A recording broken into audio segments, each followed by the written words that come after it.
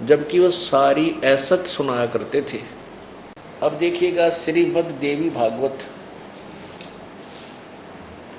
महापुराण, इसमें भगवान विष्णु के ज्ञान का पता चलेगा, ये कितने ज्ञानी थे। अब ये पॉइंट जो है ना, और कितने वो पहले के महर्षि विद्वान थे जो सतयुगों में वेद पढ़ा करते। ये देखिएगा श्रीमद् देवी भागवत गीता प्रेस गोरखपुर से प्रकाशित है। श्रीमद् देवी भागवत, मोटा टाइप, केवल हिंदी, संपादक हनुमान प्रसाद पोदार, चिमनलाल गोस्वामी। और ये कहाँ से प्रकाशित है? गीता प्रेस गोरखपुर से। प्रकाशक एवं मुद्रक हैं गीता प्रेस गोरखपुर, गोविंद भवन कार्यालय, कोलकाता का संस्थान। इसके प्रथम स्कंद में प्रश्न नंबर 28 से हम आपको सुनाएंगे श्री विष्णु जी के विचार, वो कितने विद्वान थे। पहला स्कंद, प्रश्न नंबर 28।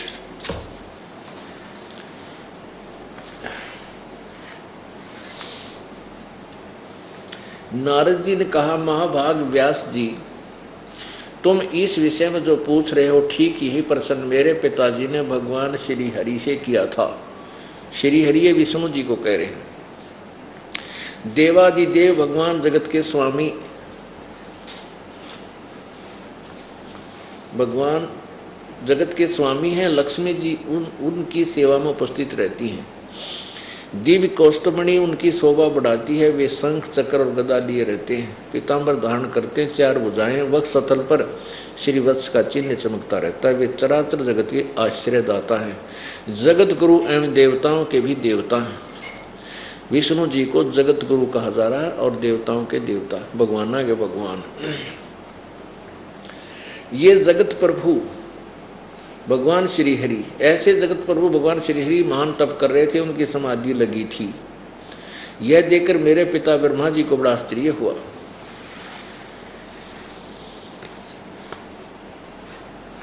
अतः उन्हें उनसे जानने की इच्छा प्रकट की। ब्रह्मा जी ने पूछा, प्रभु आप देवता के अध्यक्ष, जगत के स्वामी और भूत भविष्य एवं वर्तमान सभी जीवों के एकमात्र शासक हैं। भगवान फिर आप क्यों तपस्या कर रहे हैं और किस देवता की आराधना में ध्यान मगन है? किस देवता, किस भगवान की भक्ति करते हो, किसके ध्यान में लगे हो? मुझे असीम आश्चर्य तो ये हो रहा है कि आप देवेश्वर एवं सारे संसार के शासक होते हुए भी समाधि लगाए बैठे हैं। ब्रह्मा जी के ये विनीत वचन सुनकर भगवान श्री हरि उनसे कहने लगे, ब्रह्मन सावधान होकर सुनो, मैं अपने मन का विचार व्यक्त करता हूँ। देवता, दानव और मानव सब यही जानते हैं कि तुम सृष्टि करते हो, मैं पालन करता हूँ और संकर संहार किया करते हैं। किंतु फिर भी वेद के पारगामी पुरुष अपनी युक्ति से यह सिद्ध करते हैं कि रचने, पालने और संहार करने की ये योग्यता जो हमें मिली है, इसकी अधिष्ठात्री शक्ति देवी हैं, यानी दुर्गा है। वे कहते हैं कि संसार की सृष्टि करने के लिए तुम राजसी शक्ति का संचार हुआ, यानी रजगुण ब्रह्मा, और मुझे सात्विक शक्ति मिली है, विष्णु जी सतगुण, और रुद्र में तामसी शक्ति का आविर्भाव हुआ। ये भगवान शंकर जो है ये तमोगुण युक्त है, तमगुण शंकर आविर्भाव हुआ। उस शक्ति के अभाव में तुम इस संसार की सृष्टि नहीं कर सकते, मैं पालन करने में सफल नहीं हो सकता, और रुद्र से संहार कार्य होना भी संभव नहीं। ब्रह्मा जी, हम सभी उस शक्ति के सहारे ही अपने कार्य में सदा सफल होते आए हैं। सुवर्त प्रत्यक्ष और परोक्ष दोनों उदाहरण मैं तुम्हारे सामने रखता हूँ, सुनो। यह निश्चित बात है कि उस शक्ति के अधीन होकर ही मैं इस शेष नाग की सैया पर सोता और सृष्टि जाग करने का अवसर आते ही जाग जाता हूँ। मैं सदा तप करने में लगा रहता हूँ।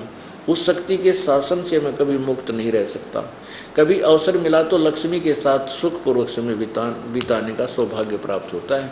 मैं कभी तो दानवों के साथ युद्ध करता रहता हूँ। अखिल जगत को भय पहुँचाने वाले दैत्यों के विकराल शरीरों को शांत करना मेरा परम कर्तव्य है। और देखो 29 पर निचोड़ कर दिया अपने ज्ञान का।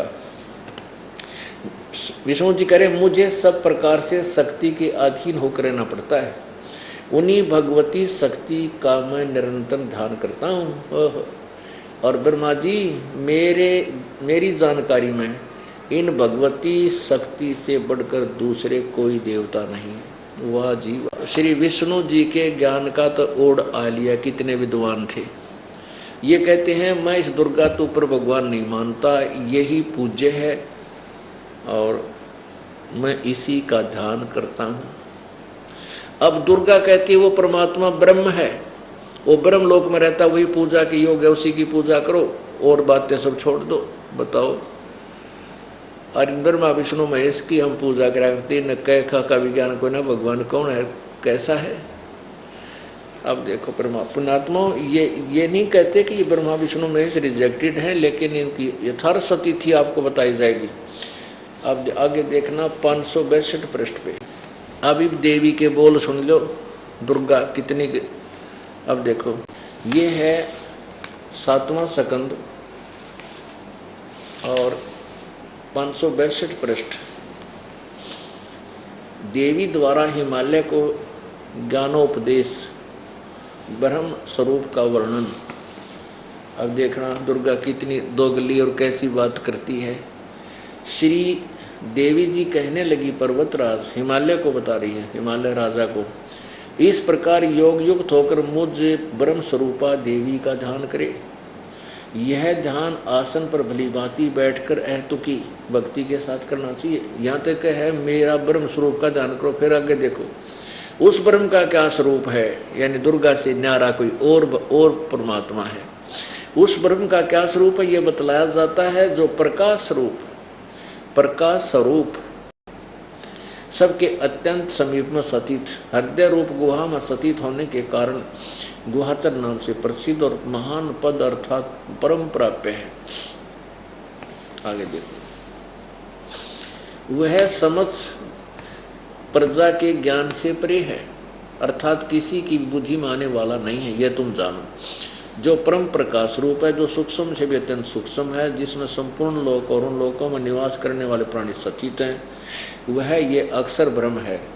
वह सबके प्राण है, वही सबकी वाणी है और वही सबके मन है। वह यह परम सत्य और अमृत अविनाशी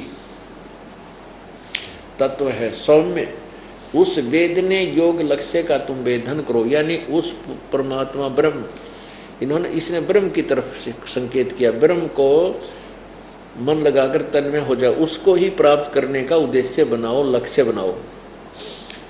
सौम्य उपनिषद में कथित महान अस्त्र रूप धनुष लेकर उस पर उपासना द्वारा तीक्ष्ण किया हुआ बाण संधान करो और फिर भावना गुप्त चित्त द्वारा उस बाण को खींचकर उस अक्षर रूप ब्रह्म को ही लक्ष्य बनाकर वेधन करो।